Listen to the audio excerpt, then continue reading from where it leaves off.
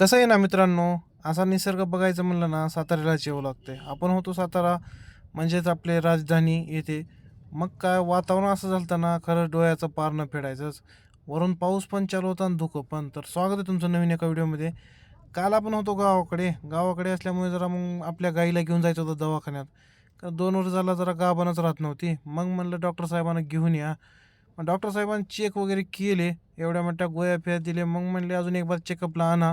त्यानंतर चांगली होऊन जाईल, काहीच अडचण नाही. साहेबांनी दिलेल्या मेडिकल जाऊन खाली जाऊन घेऊन आलं. जवळपास ₹1000 मेडिकल होतं. मग म्हणलं आता चला बघूया तर एकबार शेवटचा पर्याय करून. काय होतंय नेमकं कळेल तरी आपल्याला. मग काय गाईला सोडलं तिथं आणि आलो डायरेक्ट कुठं आपल्या इथं हॉटेलवर थंड घेतलं. तिथून बल्लीला घेतलं आणि बल्लीला घेऊन आलो होतो छकुलच्या शेताकडे. गाडी-बिडी जरा धुवून घेतली. बल्लीला म्हणलं जरा व्हिडिओमध्ये घेतो तुला. बल्ली म्हणला मला व्हिडिओमध्ये घेतलं की व्हायरल होता बघा. मग म्हणलं बल्ली होऊ दे एक बार जाऊ दे काही अडचण नाही. बल्लीला घरी सोडलं. त्यानंतर निघालो होतो आपण शेताकडं स्कूटी घेऊन. जरा मिस्त्रीचं जरा पेमेंट करायचं होतं. रोजच्या रोज पैसे मागतात हो. त्यांचा काय विषयच लय हार्ड आहे. जरा मग स्प्रिंकलर दिले चालू करून. पाऊस काय पडत नव्हतं. मग म्हणलं जरा गवत तर वाढेल.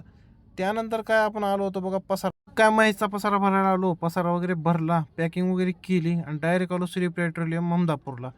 मग काय टॅगी फुल करा म्हणलं मामाला. आता काय लांब जायचे जरा साताऱ्याच्या पुढे. आता काय सुट्टी नाही म्हणलं एक बार लागलो हायवेला. लावलं रिपीट. मग काय आपल्यासोबत महेश होता. महेशची फॅमिली पण होती. मग विषय हार्ड करून टाकूत म्हणलं आज काही टेन्शन नाही. कारण आज आपल्याला जायचं होतं जवळपास 450 किलोमीटर आणि आपल्याला निघायला बी झाला उशीर. त्यानंतर कसं आहे आता रात्रभर प्रवास करून आपल्याला जायचं आहे दूरच्या दूर. त्यानंतर आता काय विषय हार्ड करून टाकूत म्हणलं डायरेक्ट नॉनस्टॉप तामलवाडीच्या टोल नाक्यावर आणलं. गाडी पेटी लावली मस्तपैकी चहाचे 2 घोट घेतले. आता म्हणलं काय सुट्टी नाही कारण चहा पिल्यावर आलेली एनर्जी का नाही थोडी जास्तच असते. त्यानंतर डायरेक्ट दाखवला आपण पुण्याचा हायवे. मग काय म्हणलं थोडासा रन कटला होता आणि त्यानंतर आता लईच यायला लागली झोप. मग काय आपण आलतो जवळपास पुसेगावच्या जवळ. तिथं जरा दिली ताणून 2 घंटे. त्यानंतर सकाळी सकाळी दर्शन झालं बघा साताऱ्यामध्ये.